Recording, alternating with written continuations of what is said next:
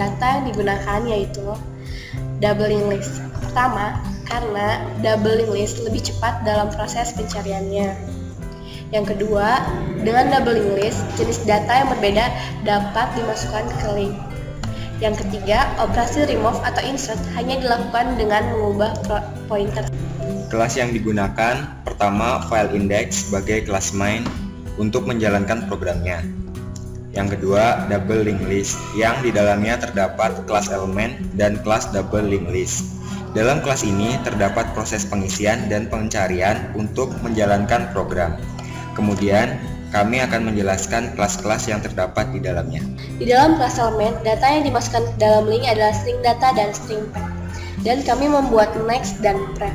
Next memuat elemen sesudahnya dan pref memuat elemen sebelumnya. Kedua, yaitu kelas double linked list. Dalam kelas ini terdapat pointer head dan tail. Head untuk menunjukkan elemen yang paling awal, tail untuk menunjukkan elemen yang paling akhir. Dalam kelas ini, kami juga membuat metode untuk mengecek apakah linked list tersebut sudah ada isinya atau tidak, dengan memberi nama isEmpty. Dengan tipe data boolean, karena hanya bernilai true dan false. Dalam metode ini, yang kita cek yaitu head dan tailnya. Jika head dan tailnya sama dengan 0, berarti linked list tersebut kosong. Untuk pengisian data ke dalam link, kami membuat metode isi next. Dalam metode ini, yang akan kami isikan yaitu data dan path. Langkah awal untuk mengisi link pada double linked list yaitu membuat elemen baru yang diberi nama TMP. Masukkan data dan path ke dalam TMP tersebut. Jika double linked list kosong, maka TMP sama dengan head dan tail sama dengan TMP. Maka head dan tail mengarah ke TMP. Jika tidak, tail.next sama dengan TMP dan tmp.pref sama dengan head. Setelah itu, arahkan tail ke tempat TMP sekarang berada. Selanjutnya, kami membuat metode cari path. Dalam metode ini, kami akan mencari data. Langkah awal untuk mencari data dalam double linked list, arahkan TMP menuju head. Jika TMP tidak sama dengan 0, maka kita harus melihat apakah konten dalam data tersebut sama seperti data yang akan kita cari. Jika konten dalam data sudah sesuai, maka mencetak path. Path merupakan tempat di mana konten data berada. Kemudian, arahkan TMP menuju tmp.next. Selanjutnya, kami akan menjelaskan kelas main yang diberi nama file index.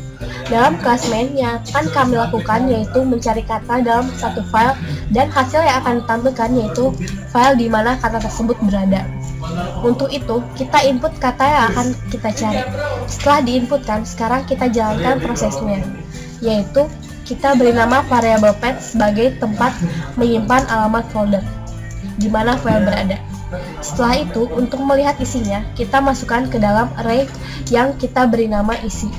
Kita lakukan pengulangan hingga panjang isi habis.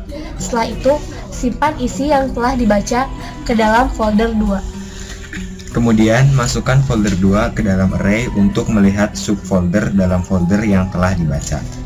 Lalu, lakukan perulangan sepanjang subfolder. Simpan dengan variabel file dan buatlah variabel baru untuk membaca isi file tersebut menggunakan try catch. Buffer reader digunakan untuk membaca file dengan atribut br. Arahkan tmp dengan br. Ketika tmp tidak sama dengan 0, maka kita lakukan adalah men-split kata. Simpan kata yang sudah di-split ke dalam array dan lakukan perulangan sepanjang kata berada.